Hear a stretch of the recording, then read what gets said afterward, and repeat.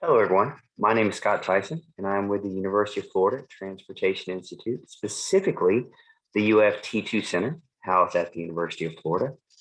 And I've got a couple of questions for you. Do you ever wrestle with ethical questions and issues? For example, what's the big deal if a client buys me a meal? I mean, everybody wants a free meal, right?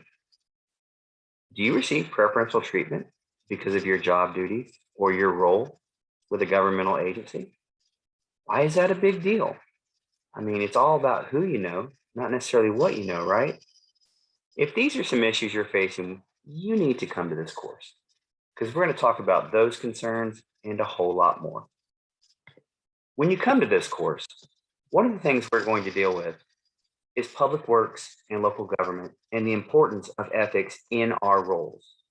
Some of the course content is going to talk about the legal requirements, restrictions under Florida law. It's going to apply to public officials, but also to rank and file employees as well. We're going to talk about conflicts of interest, especially when you're contracting with the public. What are some of the prohibitions on accepting gifts and favors from potential vendors or potential contractors? We're going to talk about how we can misuse confidential information, even when it's not done on purpose. And finally, we'll talk about the misuse of our public resources, which legally in the state of Florida is called embezzlement. Some of the other ethics in public works that we're going to deal with are real life examples that have taken place within our state and within local government.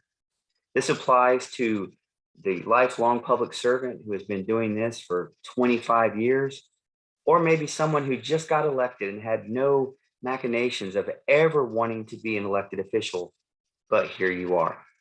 We're going to learn about the various state requirements that are layered on top of professional codes that we should be aware of.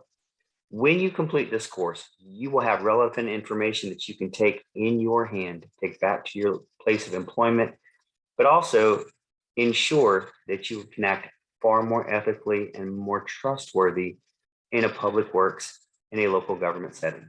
Again, my name is Scott Tyson, and I look forward to having you in my next training session.